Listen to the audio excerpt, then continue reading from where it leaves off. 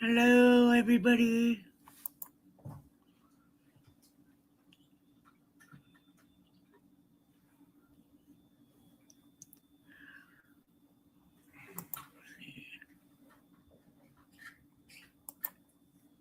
Thank you, Lily.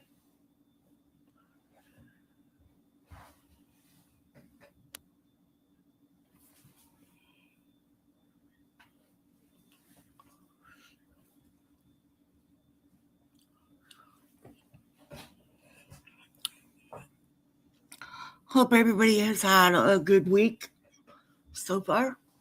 I have been sick. I'm feeling better now, except for when I cough. When I cough, it hurts. But I'm feeling a lot better than what I did a couple days ago. Oh.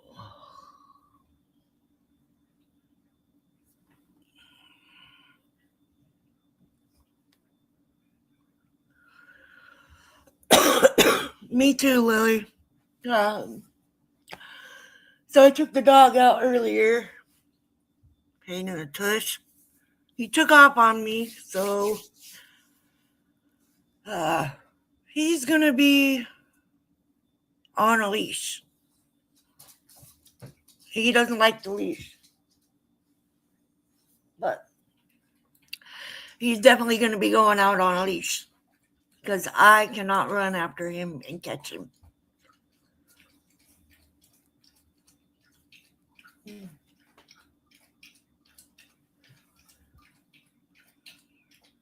Anyway, Matt, are you going to come say hi to these people? They're waiting for you. Hold on, he's drinking a gallon of water. I don't know how he drinks so much water. He's thirsty. He's always thirsty. Oh, God, dude. Oh, he's thirsty. Hey, come here. Come say hi. Say hello. Hello, people.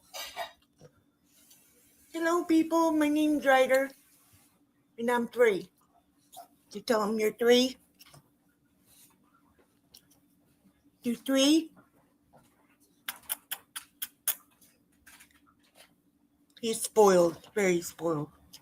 Huh? Spoiled rotten. Spoiled little rotten, huh?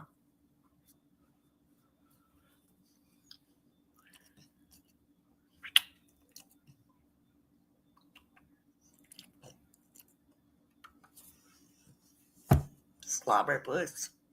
Get Swabberpuss. Yes. He's spoiled rotten. Rotten dog, huh? Yeah. Yes. Anyway.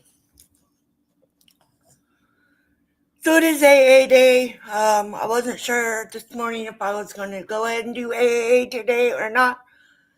So this afternoon looks like I better do AA today. So I decided to go ahead and put it up here and say, we doing AA, huh?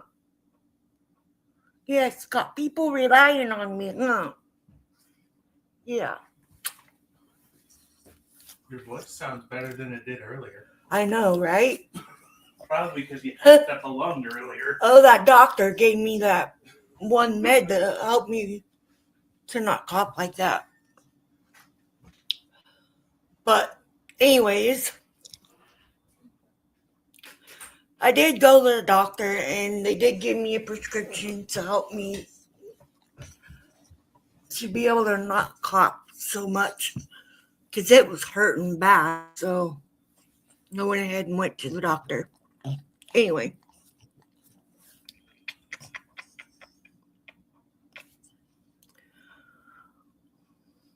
It's Thursday. We got to do this meeting, right? Right? Right? Huh? No response.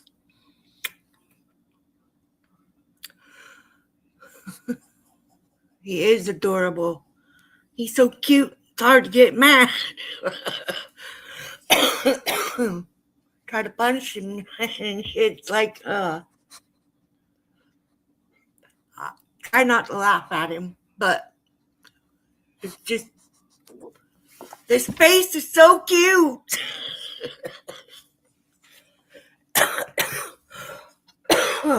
Anyways, so please be mindful in the chat.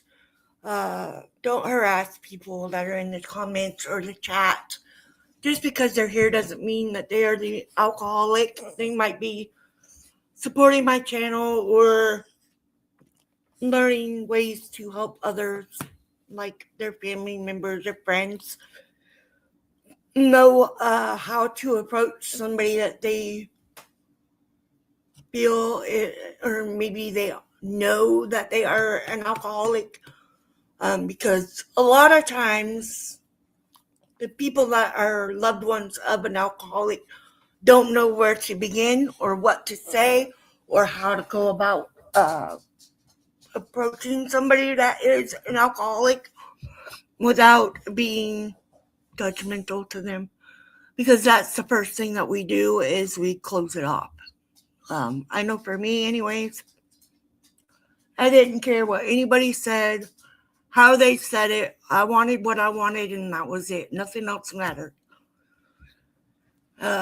Very much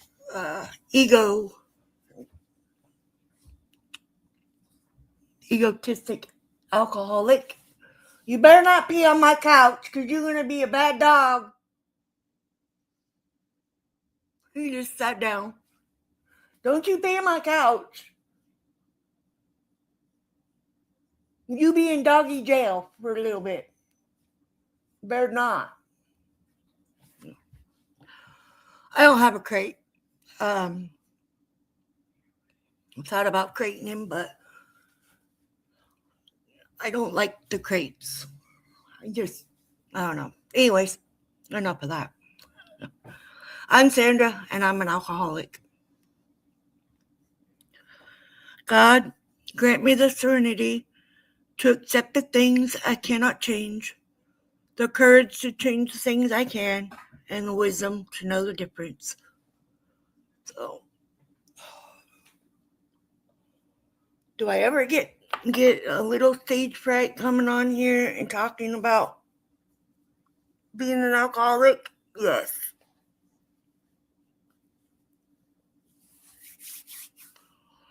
But the reason I do it is to help the next one. Anyways, like I said, I'm Sandra, and I'm an alcoholic. 1. We admitted we were powerless over alcohol, that our lives had become unmanageable. 2. Came to believe that a power greater than ourselves could restore us to sanity. 3. Made a decision to turn our will and our lives over the care of God as we understood Him. 4. Made a searching and fearless moral inventory of ourselves. 5. You better not do it. You're going to be in trouble. Sits down. Don't do it. You're going to be in trouble. 5. Admitted to God, to ourselves, and to another human being the exact nature of our wrongs. 6. We're entirely ready to have God remove all these defective characters. 7. Humbly ask Him to remove our shortcomings. 8. Made a list of all persons we had harmed and become willing to make amends to them all. 9. Made direct amends to such people wherever possible, except when to do so would injure them or others. 10. Continue to take personal inventory, and when wrong, promptly admit it. 11. Taught through prayer and meditation to improve our contact with God as we understood Him, praying only for knowledge of His will for us and the power to carry that out.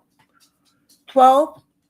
Having had a spiritual awakening as a result of these steps, we tried to carry this message to alcoholics and to practice these principles in all our affairs.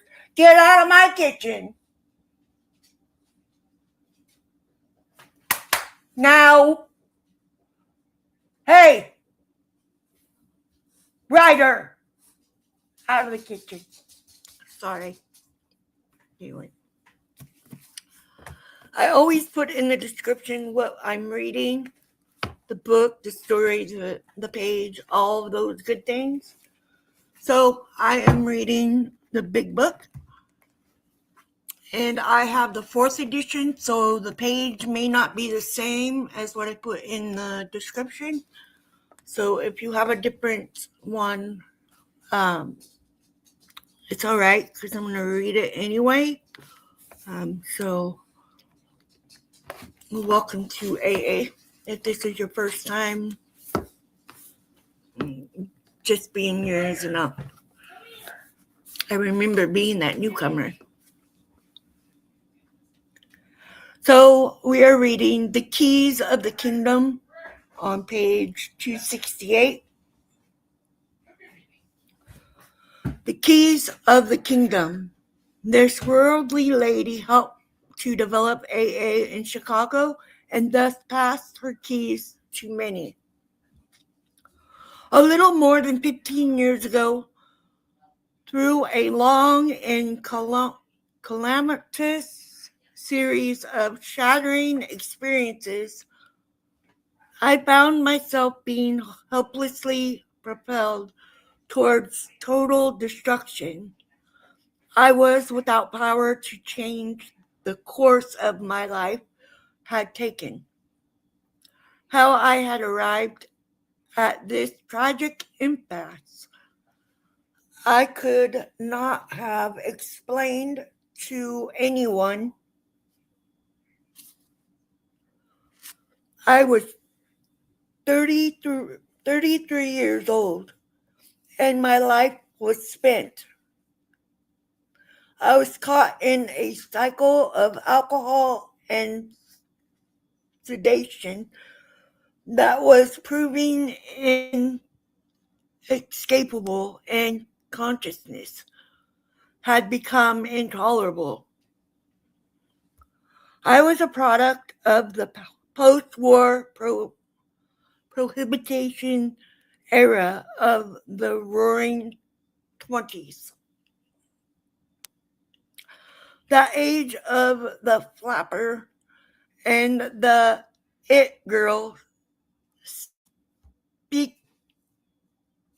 speakeasies, and the hip blast, the boyish Bob and the drugstore cowboy, John Harold Jr. and F. Scott Fitzgerald, all generously sprinkled with a patient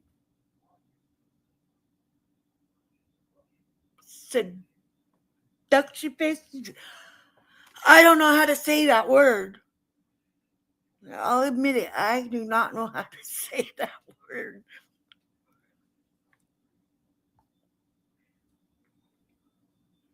To be sure, this had been a dizzy and confused interval, but most everyone else I knew had emerged from it with both feet on the ground and a fair amount of adult maturity.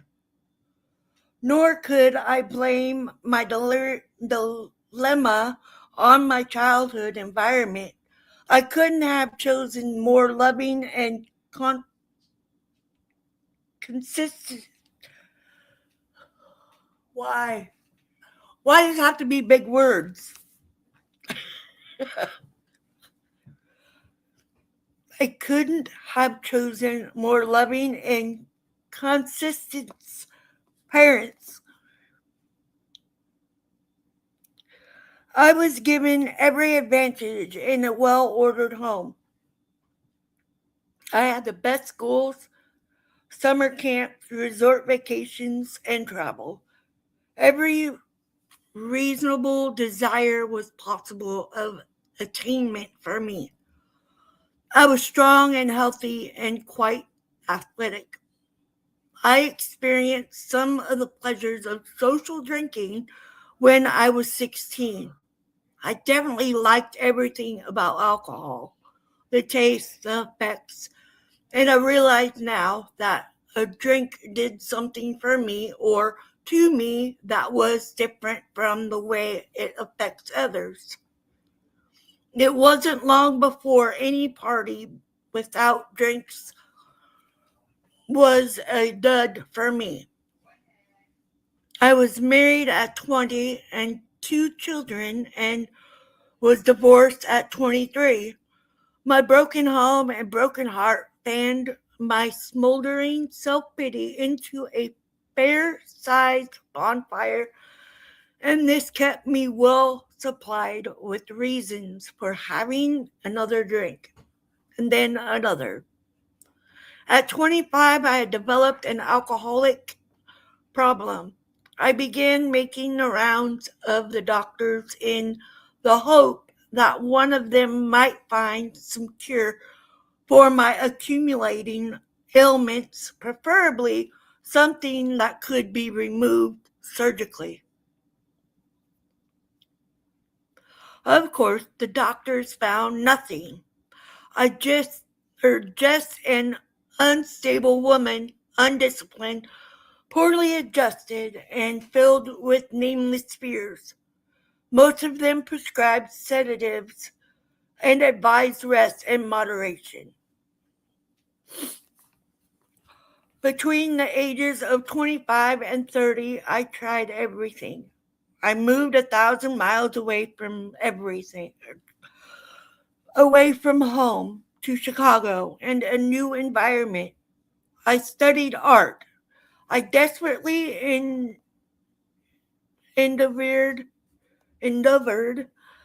to create an interest in many things. In a new place among new people, nothing worked. My drinking habits increased in spite of my struggling for control.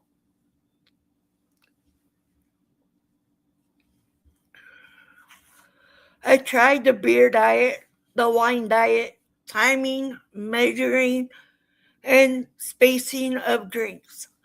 I tried them mixed, unmixed, drinking only when happy, only when depressed, and still, by the time I was 30 years old, I was being pushed around by a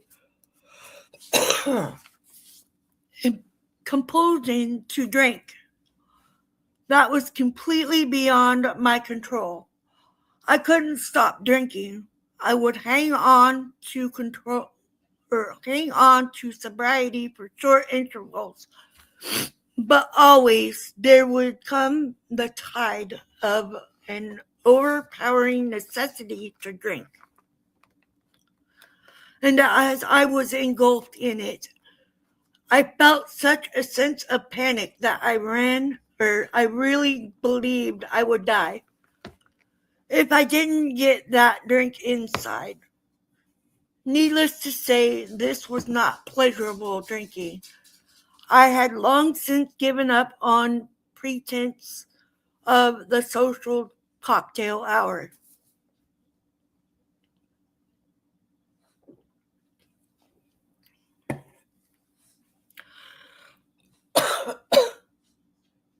Sorry. This was drinking in sheer desperation, alone and locked behind my own door. Alone in the relative safety of my home because I knew I dare not risk the danger of blacking out in some public place or at the wheel of a car. I could no longer gauge my capacity, and it might be the second or the 10th drink that would erase my consciousness. The next 3 years saw me in sanitariums, once in a 10-day coma, for which I very nearly did not recover. In and out of hospitals or confined at home with day and night nurses. By now, I wanted to die, but had lost the courage even to take my life.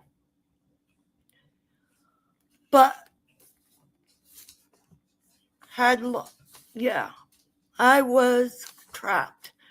And for the life of me, I did not know how or why this had happened to me. And all the while, my fear fed a growing conviction that before long, it would be necessary for me to be put away in some institution. People didn't behave this way outside of an asylum.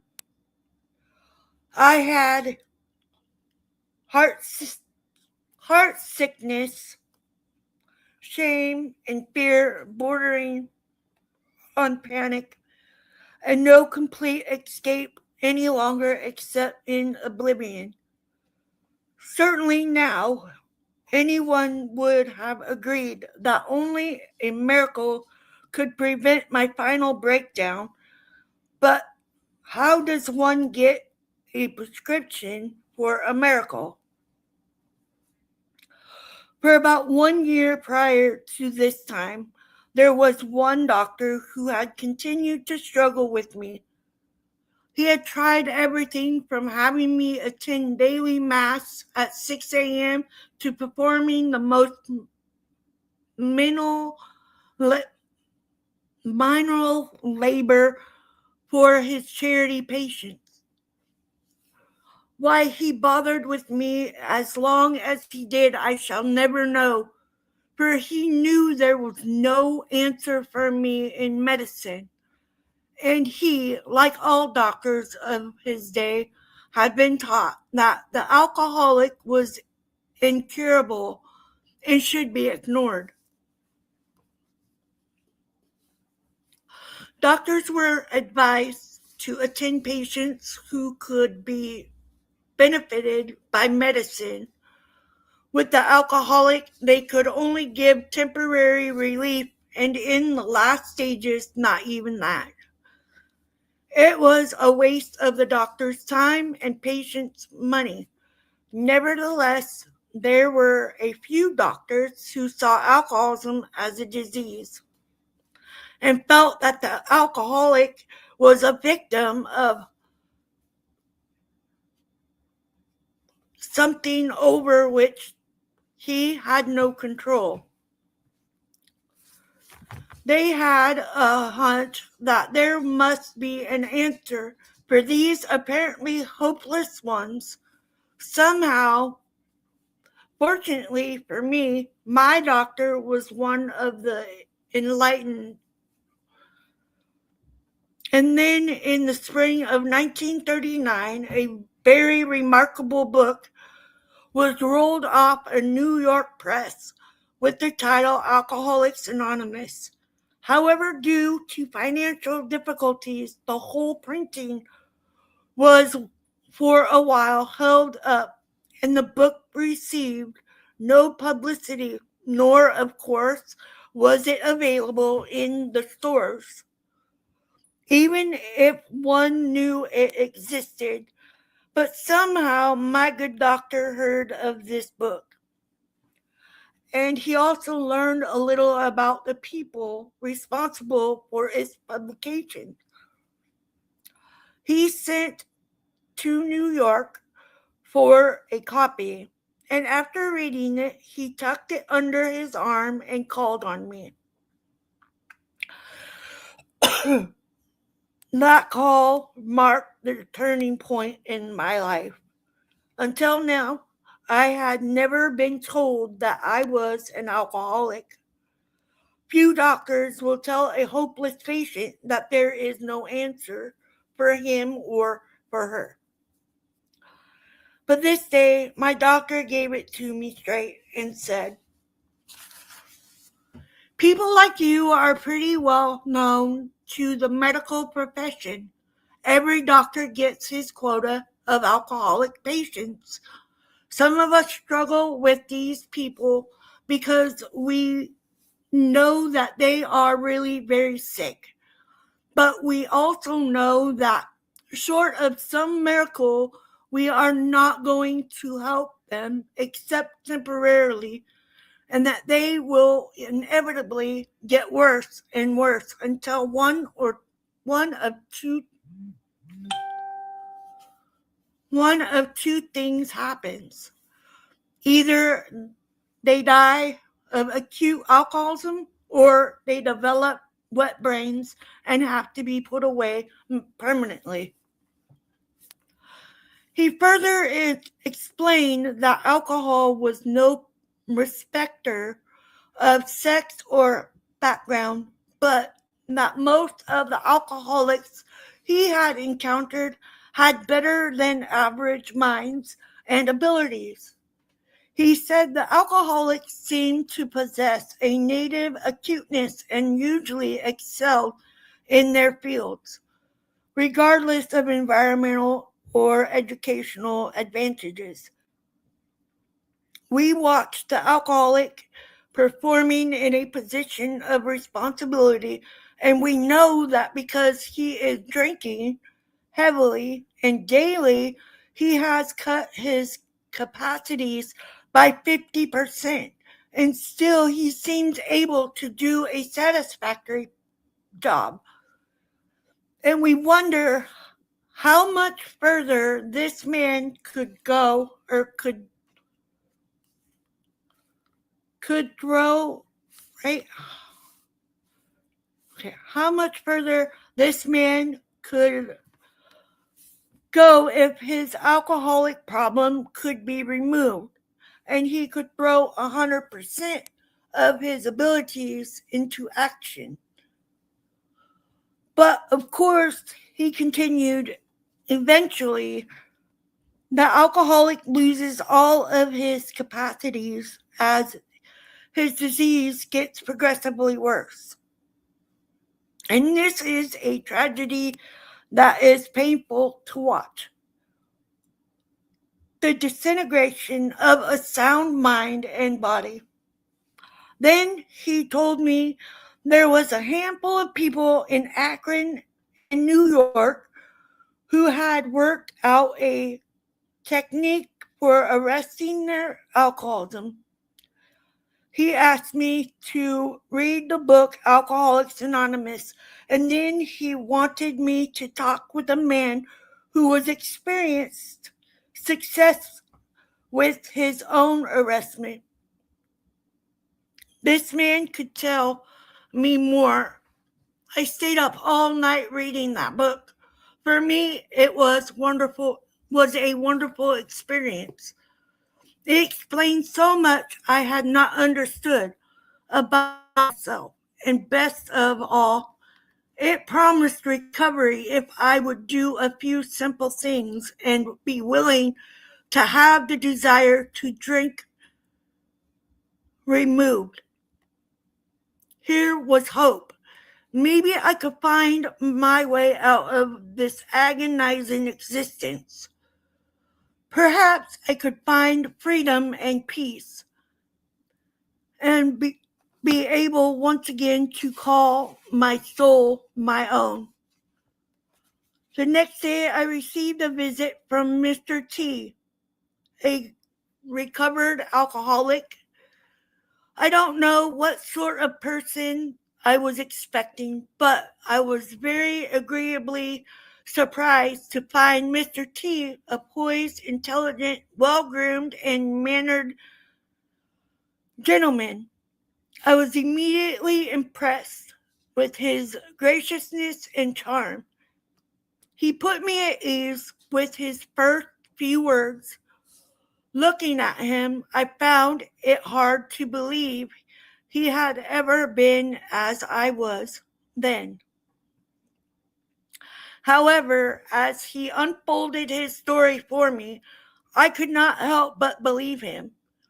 In describing his suffering, his fears, his many years of groping for some answer to that which always seemed to remain unanswerable, he could have been describing me. And nothing short of experience and knowledge could he afforded him that much insight. He had been dry for 2.5 years and had been maintaining his contact with a group of recovered alcoholics in Akron. contacts with his group was extremely important to him. He told me that eventually he hoped such a group would develop in the Chicago area, but that so far this had not been started. He thought it would be helpful for me to visit the Akron group and meet many like himself. By this time, with the doctor's explanation, the revelations continued in the book, and the hope-inspiring interview with Mr. T, I was ready and willing to go to the ends of the earth if that was what it took for me to find what these people had. So I went to Akron and also to Cleveland, and I met more recovered alcoholics. I saw in these people a quality of peace and serenity that I knew I must have for myself. Not only were they at peace with themselves, but they were getting a kick out of life, such as one seldom encounters, expect in the very young. They seem to have all the ingredients for successful living: philosophy, faith, and sense of humor. They could laugh at themselves, clear-cut objectives, appreciation, and most especially appreciation and sympathetic understanding for their fellow man. Nothing in their lives took precedence over their response to a call for help from some alcoholic in need. They would travel miles and stay up all night with someone they had never laid eyes on before and think nothing of it. Far from expecting praise for their deeds, they claimed the performance of privilege and insisted that they invariably received more than they gave. Extraordinary people. I didn't dare hope it might find for myself all that these people had found. But if I could acquire some small part of their intriguing quality of living and sobriety, that would be enough. Shortly after I returned to Chicago, my doctor, encouraged by the results of my contact with AA, sent us 2 more of his alcoholic patients. By the latter part of September 1939, we had a nucleus of 6 and held our first official group meeting. Hi, Shirley and Tony and Lily.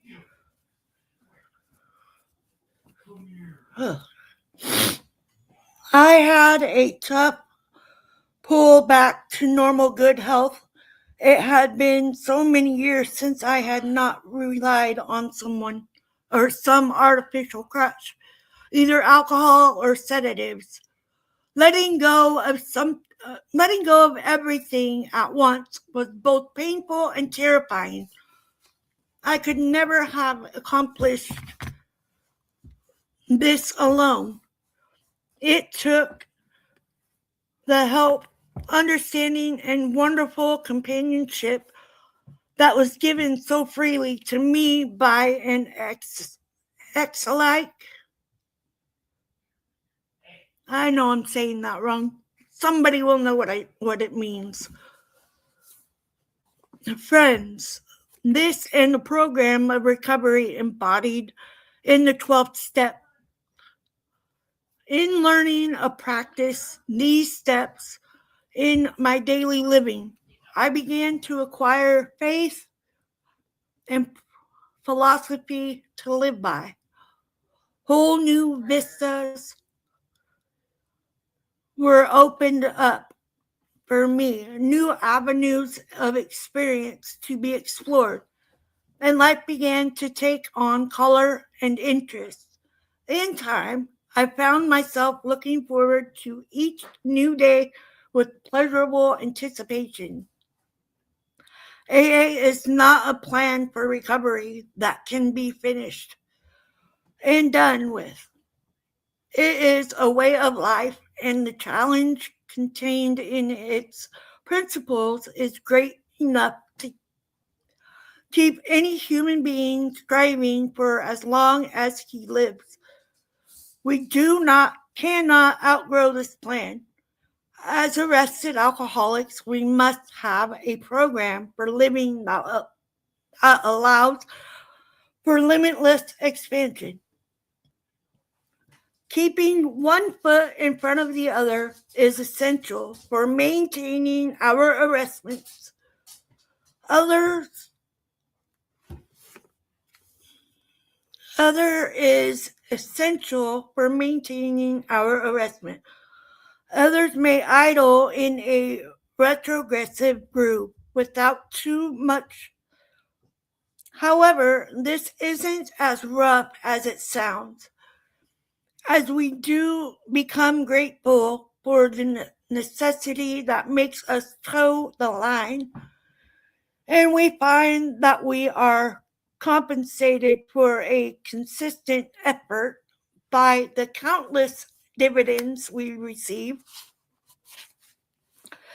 a complete change takes place in our approach to life. Where we used to run from responsibilities, we find ourselves accepting it with gratitude that we can successfully shoulder it instead of wanting to escape some perplexing problem. We experience the thrill of challenge and the opportunity it affords for another. Application of AA technique. And we find ourselves tackling it with surprising vigor. The last 15 years of my life have been rich and meaningful. I've had my share of problems, heartaches, and disappointments, because that is life.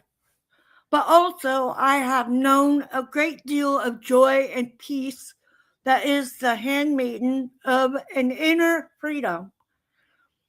I have a wealth of friends, and with my AA friends, an unusual quality of fellowship. For to these people, I am truly related. First, through mutual pain and despair, faith and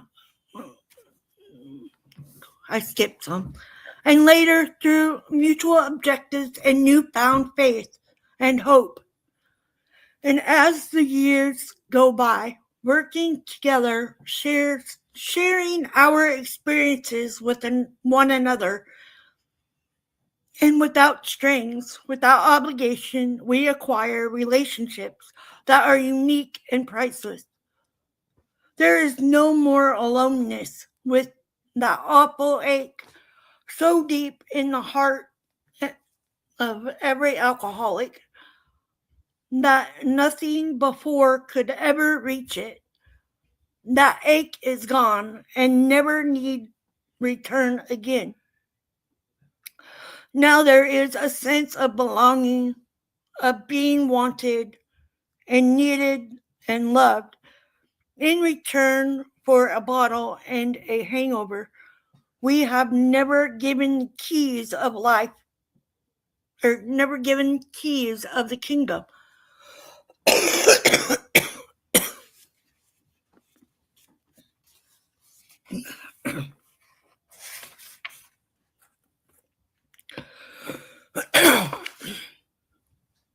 I highlighted in this one, just a minute.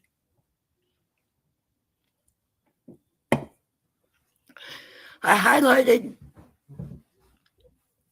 It says AA is a plan for recovery that can be finished and done with. It is a way of life, and the challenge contained in its principles is great enough to keep any human being striving for as long as he lives. We cannot outgrow this plan. As arrested alcoholics, we must have a program for living that allows for limitless expansion. Limitless because we thought that our alcoholism was limitless.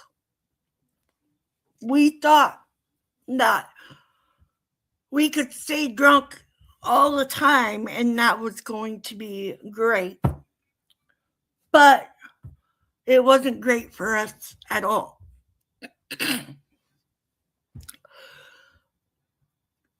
The program works because you can't give up on it.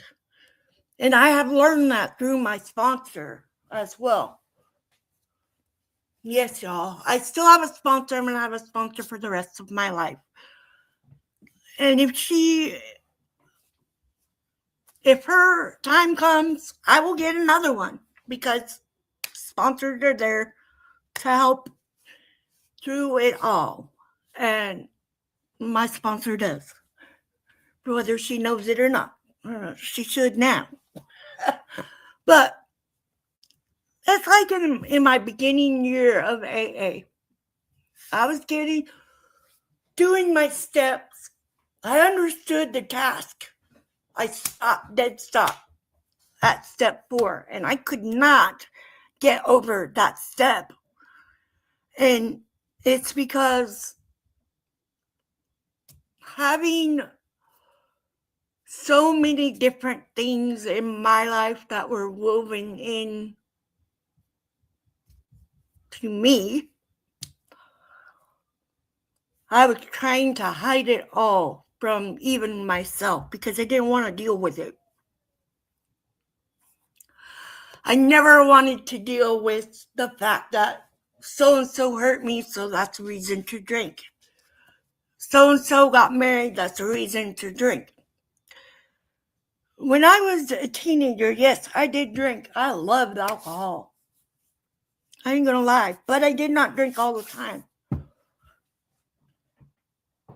And I think part of the reason is because I knew that I had alcoholics in my family, and I knew that was something I did not want to become. And I became that person anyway. But when my kids became teenagers, I had nothing to do. And so I was feeling self-pity, like, what am I going to do now? That I just decided to drink myself away.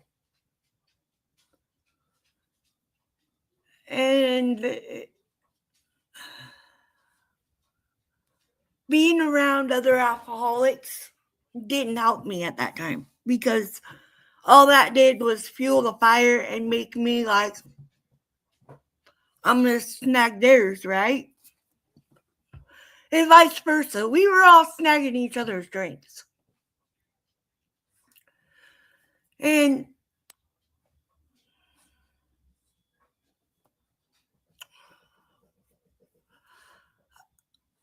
it didn't matter where I was, who I was with, if my family members were there or not, I would drink. And then it got to where I would drink by myself because I didn't want to have anybody else drink my alcohol, and I didn't want to go anywhere or be around anyone. I wanted to be by myself. Until then, I was by myself.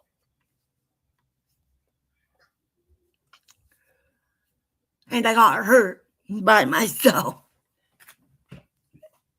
And being able to have a program that you can go to with other alcoholics who completely understand the struggle with being an alcoholic and recovering and all of those things.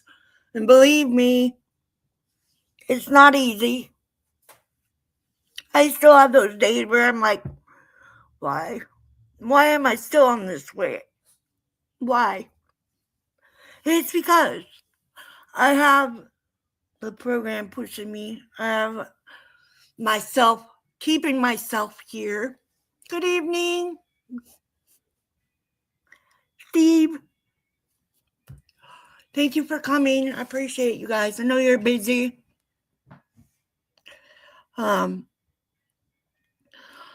But having a program where they understand you, it gets easier for you to accept that they are your people and they completely understand where you're coming from. They've been there. They've been through it. When I was a newcomer, I was terrified. I had a friend tell me, hey, let's go to a meeting. Okay, whatever. I was like, I'm just meeting my friend. I don't care about nothing else. Until I got in there. And I saw all these people.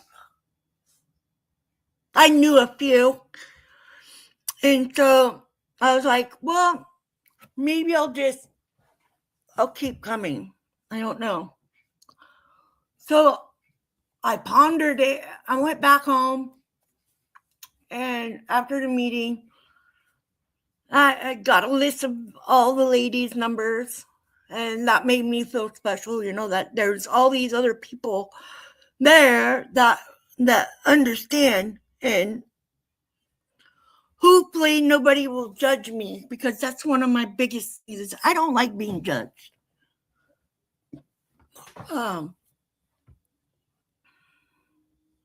I was always judged, made fun of growing up. And so that's one of my biggest things, is I don't want that. So I called 3 numbers on that list, and my sponsor answered her phone. And she is still my sponsor to this day. Because she answered her phone when I needed somebody and I wanted to know when the next meeting was. That was it. Just wanted to know when the next one was. And so she became my sponsor. And she has always, if I've had a question or she catches me into like going down a rabbit hole of, well, so-and-so this and so-and-so that, she's like, nope. Now you got to pray for it. And I used to hate that.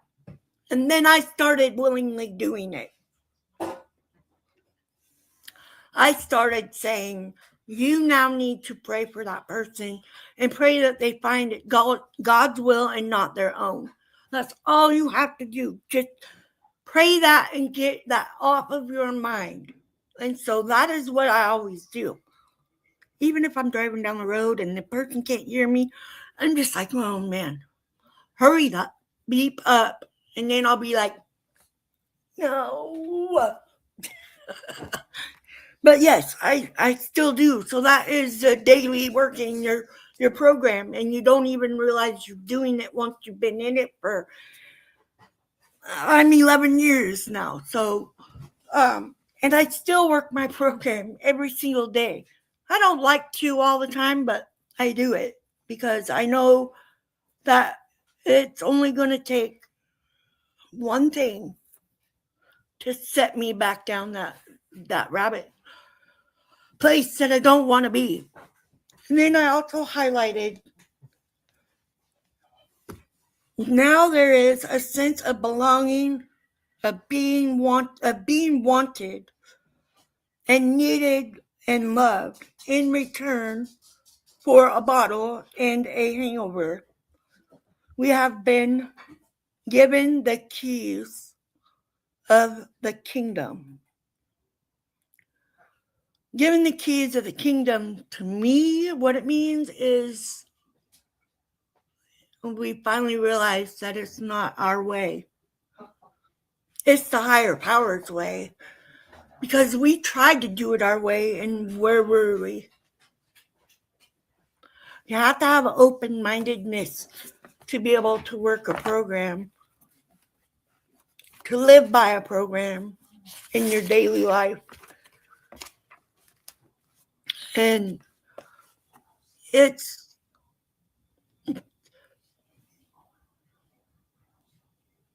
just a helpful thing for other people to know that we are here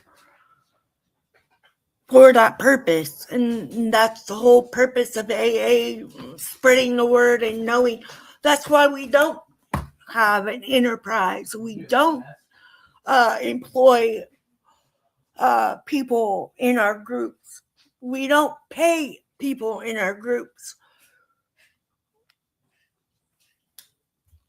And our groups are never, we hardly ever go exactly to the program. We jump all over the place, We're like, timer, and then we'll still talk for a few more minutes. And I can understand for a huge group of people. Like, I've never been to a huge group of Alcoholics Anonymous, other than when we did inner group or something like that. I know we had this big old thing up on Mount Hood that we were doing, and it was my first time going to one. And I tell you what, I was like mystified because there's so many people there that completely understand the next one. And there was no arguing. There was nothing like that. I mean, everybody was nice and calm and cool, and not a freaking drop of liquor anywhere. No alcohol, no beer, no nothing. There was a lot of soda and a lot of coffee. For sure. And water, because it was the summertime. But I did so much walking that day. And I was there with my sponsor. And that was my first huge thing of AA, was going to that. Even the speaker meeting I did was small. It mostly was my group. But we had two groups merged for one meeting. And that was so that way we could do a speaker meeting at a different group. Because that's what we do for speaker meetings, is we'll go to a different meeting to do a speaker meeting for them. Or, everybody has a speaker meeting. Anyway, I used to love to go to the speaker meetings because that's where you get a lot of information about other people from a different group. Because, you can kind of know things about your own group. But when you go to a different group, you learn about other people that are the same. And in the town that is my home group, we had 1, 2, 3 different groups. And my town was small. It was small. But I have also been to other meetings in different parts of Oregon. I went to one in Chiloquin, Oregon. where else? Welch's, Sandy,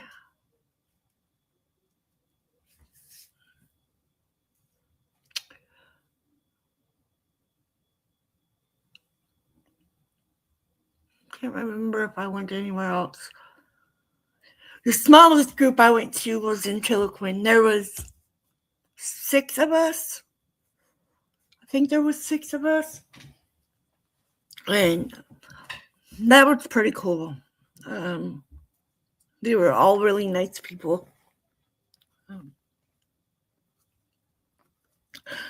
But learning different things about AA and how it works, it helps. And knowing that you're not alone in your journey of being a recovering alcoholic, it helps. Knowing how to work your program for yourself, it works. You just got to find your groove in it. And, you know, when things shake you up, just go with the flow. Laugh, live.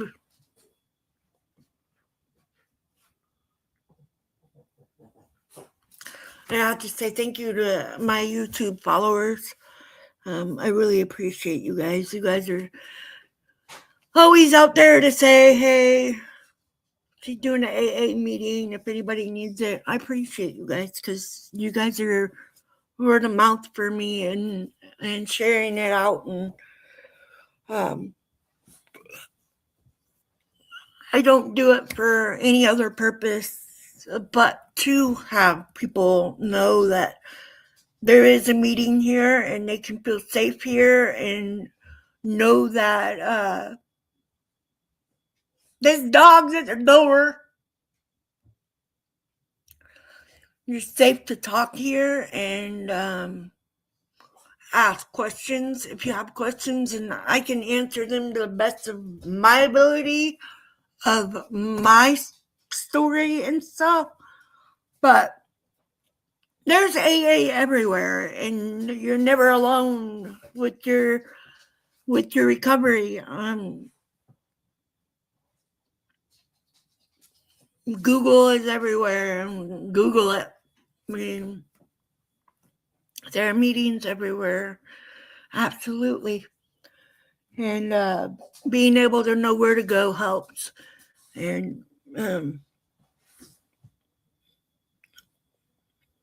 definitely get your books. And if you can't get a book, get the app for AA. It's free to download on your phone. But I have the daily reflections on mine. I have all of those things. And believe me, I do check mine. And I always check on all of the people that I know that are struggling with their sobriety. I always check on my friends who might be needing that pick me up on, you know, staying on that wagon and don't jump off. Just keep on it. It gets easier and eventually you'll just work it every day and you won't even realize it. So, but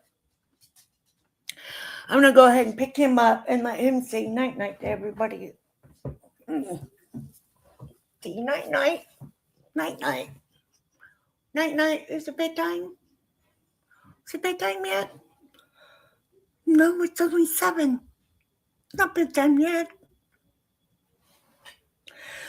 He was my 11-year sobriety birthday gift. So, yeah.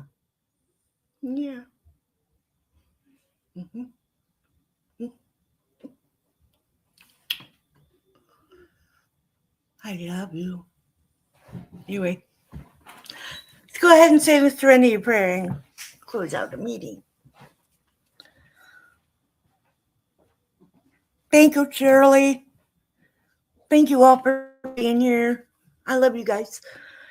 God, Grant me the serenity to accept the things I cannot change, the courage to change the things I can, and the wisdom to know the difference.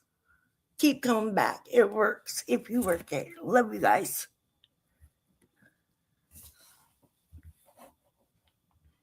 Bye-bye.